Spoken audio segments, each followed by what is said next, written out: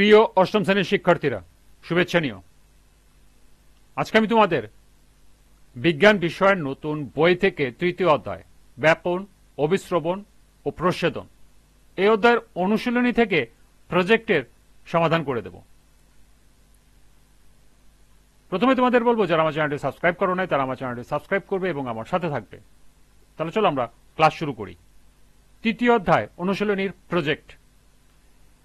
একটি টবে মরিচ বা টমেটোর চারা গাছ লাগাও। টবে ইউরিয়ার ঘন দ্রবণ দাও। কয়েকদিন পরে পর্যবেক্ষণ করো চারা গাছটির কি অবস্থা হয়েছে। পর্যবেক্ষণে যা দেখবে তা লিপিবদ্ধ করো এবং এর কারণ কি লেখো।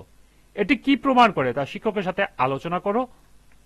তোমার এই পর্যবেক্ষণ থেকে তুমি তোমার এলাকার কৃষক ভাইদের কি উপদেশ দেবে। তো চলো এখন আমরা এই প্রজেক্টের সমাধান দেখে নিই। আমি এখানে পর্যায়ক্রমে এই প্রজেক্টে দেওয়া প্রশ্নগুলোর সমাধান দিয়েছি, তোমরা এগুলো পর্যায়ক্রমে লিখে দেবে।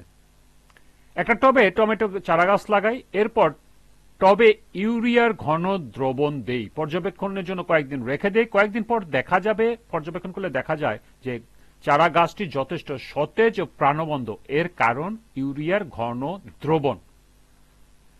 ইউরিয়ার অণুতে দুইটি অ্যামাইন ও একটি কার্বনিল কার্যকরী মূলক দ্বারা সংযুক্ত থাকে। ইউরিয়া কঠিন, বর্ণহীন, গন্ধহীন, ক্ষারধর্মী নয়, অম্লধর্মী নয়, পানিতে অতি সহজে দ্রাব্য এবং তুলনামূলকভাবে অবিষাক্ত।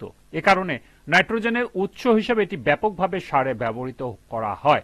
এছাড়া রাসায়নিক শিল্পে ইউরিয়াকে একটি গুরুত্বপূর্ণ ফিডস্টক হিসাবে ব্যবহার করা হয়। সুতরাং এটি প্রমাণ করে টমেটো চারা গাছে ইউরিয়া সার দিলে গাছটি তৎক্ষণাৎভাবে খাবার পায়। আমার এই পর্যবেক্ষণ থেকে আমি এলাকার কৃষক ভাইদের জন্য যা উপদেশ দেব, প্রতি শতকে টমেটোর ক্ষেতে 2 কেজি থেকে 2.4 কেজি ইউরিয়া সার প্রয়োগ করতে হবে। জমিতে ইউরিয়া সার প্রয়োগ করলে যে উপকার হয় তা হলো: 1. ইউরিয়া সার জমিতে নাইট্রোজেনের পরিমাণ বাড়ানোর কাজে সাহায্য করে। 2. ইউরিয়া সার জমিকে উর্বর করতে সাহায্য করে। 3. ইউরিয়া সার বিভিন্ন ফসলের পাতা, কাণ্ড, পাতা সতেজ, সবুজ ও দ্রুত বৃদ্ধিতে কাজ করে। এবং সর্বশেষ 4. গাছটি তাৎক্ষণিকভাবে খাবার পায়। এই ছিল এই প্রজেক্টের সমাধান। আজকের ক্লাসটি এ পর্যন্তই। সবাইকে আবারও বলছি, যারা আমার চ্যানেলটি সাবস্ক্রাইব করো নাই তারা আমার চ্যানেলটি সাবস্ক্রাইব করবে এবং আমার সাথে থাকবে। সবাইকে পরবর্তী ক্লাস দেখার আমন্ত্রণ জানিয়ে আজকের মতো আমি এখানেই বিদায় নিচ্ছি।